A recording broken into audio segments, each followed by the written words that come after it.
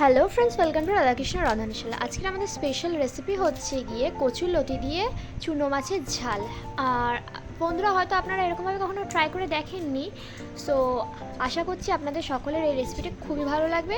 তো চলুন রেসিপিটা স্টার্ট করা যাক। সো প্রথমে আমরা কাঁচা লঙ্কা, তারপর আদা, রসুন, ধনে গুঁড়ো আর জিরে দিয়ে ভালো মতো মিক্সিতে গ্রাইন্ড করে নেবো। গোটা ধনে ছিল না, তাই গোটা ধনের বদলে আমরা ধনে গুঁড়োটা দিয়েই গ্রাইন্ড করে নিয়েছিলাম মিক্সিতে ভালো মতন।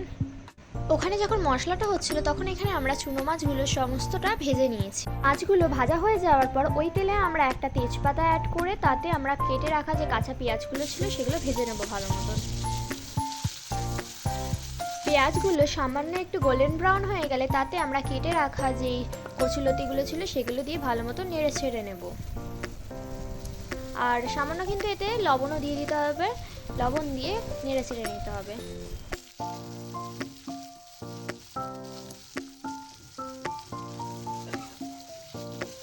তারপর ফ্রেন্ডস, এই কচুলতিটা কিছুক্ষণ ভাজা ভাজা হয়ে যাওয়ার পর এতে আমরা যে করে রাখা মশলাটা ছিল সেটা দিয়ে নেব। দিয়ে ওতে আমরা এরই সাথে শুকনো লঙ্কা গুঁড়ো আর হলুদ দিয়ে ভালো মতো নেড়ে ছেড়ে নেব।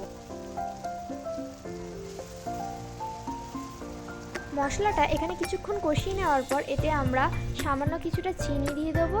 চিনি দিয়ে ভালো মতো নেড়ে ছেড়ে নেব। নেড়ে ছেড়ে নেওয়ার পর সামান্য জল দিয়ে দেবো, পরিমাণ মতন জল যতটুকু লাগবে আর কি ততটুকু দিতে হবে। দিয়ে নিয়ে ঢেকে রেখে দেবো। এবার বন্ধুরা, ঢাকাটা তুলে নেওয়ার পর এতে আমরা যে ভেজে রাখা মাছগুলো ছিল সেগুলো দিয়ে দেবো।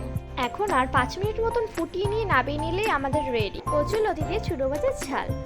তো আজকের মতন এটুকুই, টাটা।